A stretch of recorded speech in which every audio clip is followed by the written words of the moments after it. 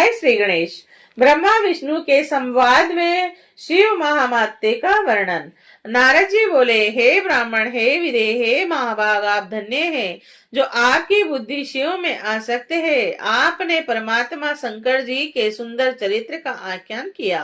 मारगणों तथा अपनी स्त्री रति के साथ जब काम अपने स्थान पर चला गया तब क्या हुआ और आपने क्या किया, और उस चरित्र को कहिए। ब्रह्मा जी बोले, हे नारद, आप अत्यंत प्रसन्नता पूर्वक महादेव के चरित्र को सुनिए, और जिसके श्रवण मात्र से मनुष्य विकार से मुक्त हो जाता है।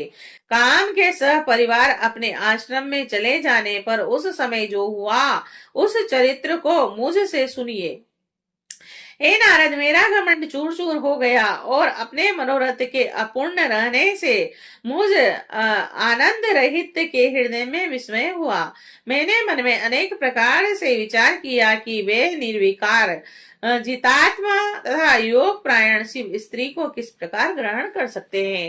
हे मुने, इस प्रकार अनेक तरह से विचार करके अहंकार रहित मैंने उस समय अपने जन्मदाता शिव स्वरूप उन विष्णु का भक्ति पूर्वक स्मरण किया और दीनता पूर्ण वाक्यों से युक्त कल्याणकारी स्तोत्रों से मैं उनकी स्तुति करने लगा, और उसे सुनकर चतुर्भुज कमल नयन शंख पद गदाधारी पीतांबर से सुशोभित तथा श्याम वर्ण के शरीर वाले भक्त प्रिय भगवान विष्णु शीघ्र ही मेरे सम्मुख प्रकट हो गए। उस प्रकार के रूप वाले शरणागत वत्सल उन भगवान को देखकर मैंने पुनः प्रेम से गदगद वाणी में बार बार उनकी स्तुति की। अपने भक्तों के दुख को दूर करने वाले भगवान विष्णु उस स्तोत्र को सुनकर अत्यंत प्रसन्न हो मुझ शरणागत ब्रह्मा से कहने लगे। विष्णु जी बोले, हे विदे, मैं ब्राह्मण, हे महाप्राज्ञ, आप धन्य हैं। हे लोकहर्ता, आपने आज इसी किस लिए मेरा स्मरण किया और किस लिए आप मेरी स्तुति कर रहे हैं।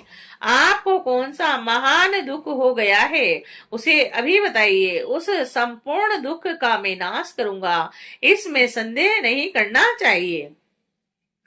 ब्रह्मा जी बोले, हे नारद, विष्णु के इन वचनों को सुनकर मैंने दीर्घ श्वास लिया और हाथ जोड़कर प्रणाम कर कर विष्णु से ये वचन कहा।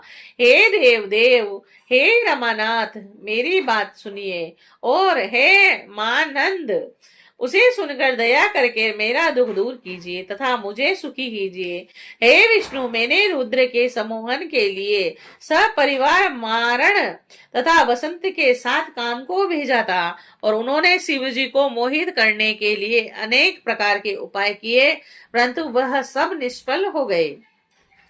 उन समदर्शी योगी को मोह नहीं हुआ। मेरा यह वचन सुनकर शिव तत्व के ज्ञाता विज्ञानी तथा सब कुछ देने वाले वे विष्णु विस्मित होकर मुझसे कहने लगे। विष्णु जी बोले, हे पितामह, आपकी इस प्रकार की बुद्धि किस कारण से हो गई है। हे ब्राह्मण, अपनी सुबुद्धि से सब विचार कर मुझ से सत्य सत्य उसे कहे। ब्रह्मा जी बोले, हे तात, आप उस चरित्र को सुनिए। यह आपके माया मोहने वाली है, और सुख दुखमय यह सारा जगत उसी के अधीन है। उसी माया के द्वारा प्रेरित होकर मैं इस प्रकार का पाप करने के लिए व्रत हुआ हूँ। हे देवेश, आपकी आज्ञा से मैं कह रहा हूँ, आप उसे सुनिए। सृष्टि के प्रारंभ में मेरे दक्ष आदि 10 पुत्र उत्पन्न हुए, और मेरी वाणी से एक परम सुंदरी कन्या भी उत्पन्न हुई। इसमें धर्म मेरे वक्ष स्थल से, काम मन से तथा अन्य पुत्र मेरे शरीर से उत्पन्न हुए।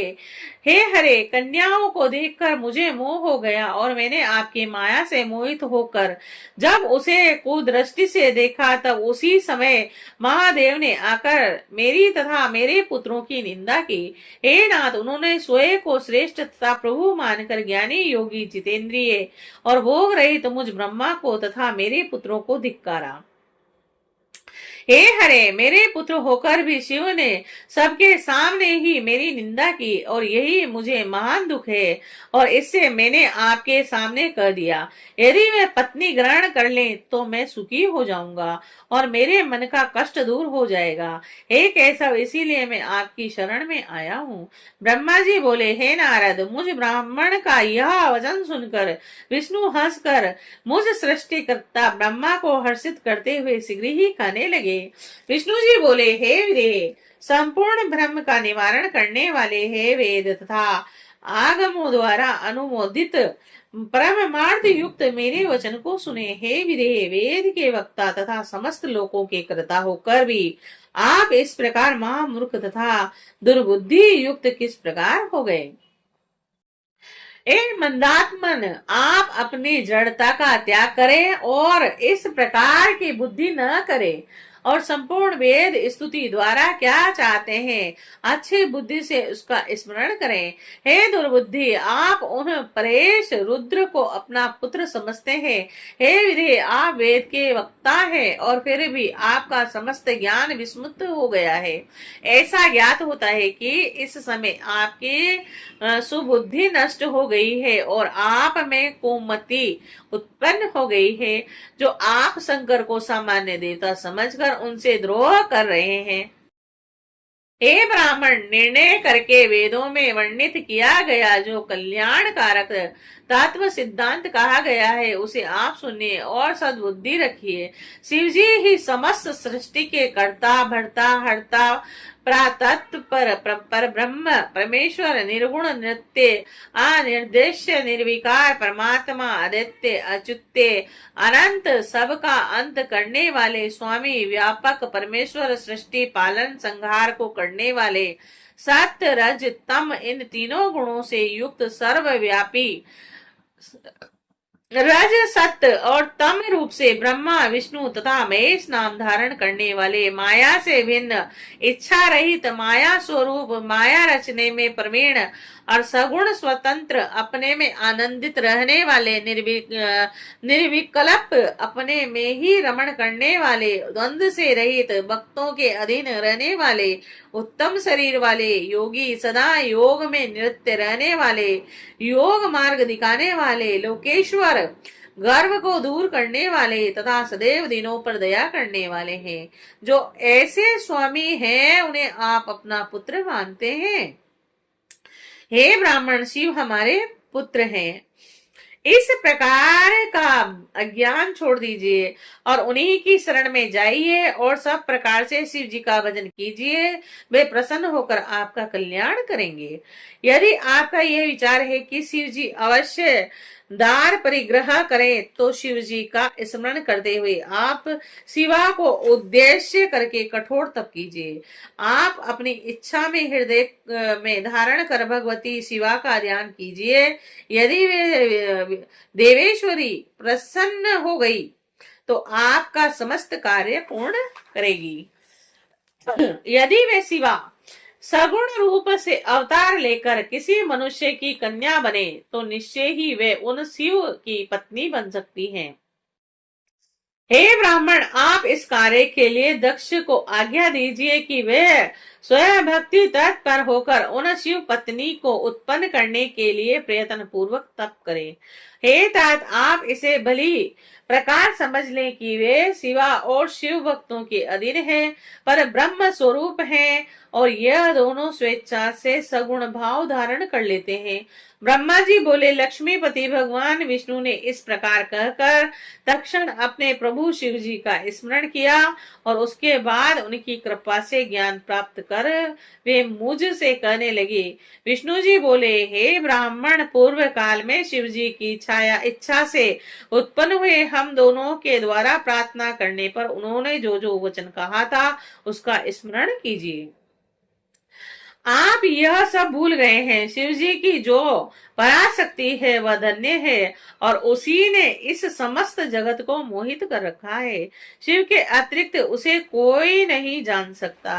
हे ब्राह्मण, जब निर्गुण शिव जी ने अपनी इच्छा से सगुण रूप धारण किया था उस समय मुझे तथा आपको उत्पन्न करके अपनी शक्ति के साथ उत्तम व्यवहार करने वाले सृष्टिकर्ता अविनाशी परमेश्वर उन शंभु ने आपको सृष्टि कार्य के लिए तथा मुझे उनके पालन के आदेश दिए थे।